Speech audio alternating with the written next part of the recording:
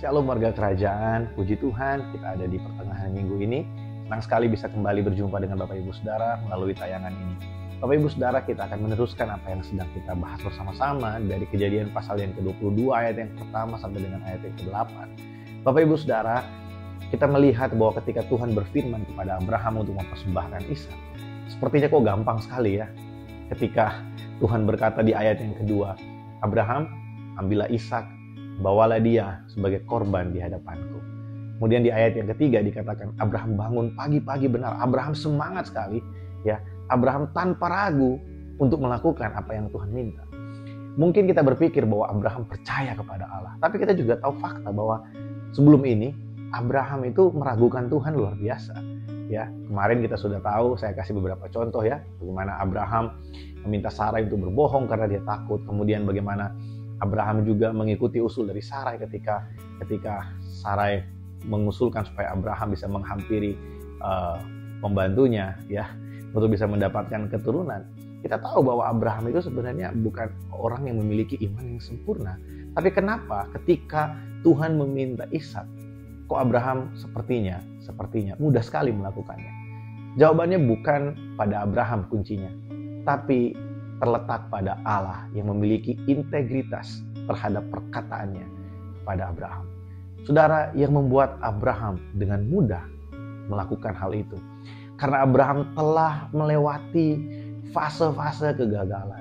Tetapi Tuhan tidak pernah gagal menepati janjinya kepada Abraham.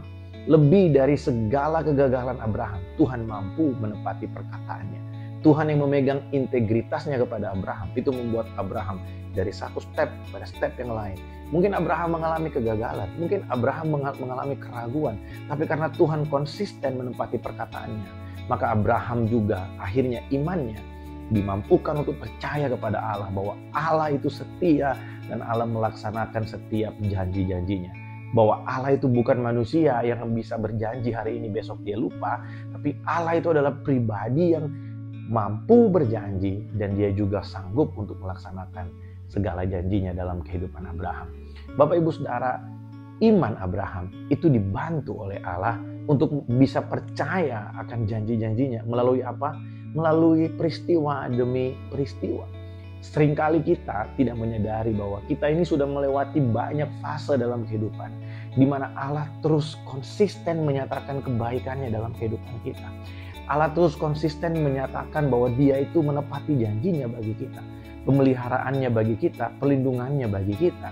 Harusnya kita menyadari hal itu sehingga semakin hari kita itu semakin percaya kepada Allah bahwa sekalipun mungkin kita banyak kegagalan, sekalipun mungkin kita banyak kekurangan, seringkali kita gagal, kita bangun, kita gagal lagi. Tapi dari jatuh dan bangun itu, kita sebenarnya sedang melihat bagaimana Tuhan itu konsisten bagi kita. Dia tetap ada bagi kita. Dia yang mengangkat kita. Dialah yang menolong kita.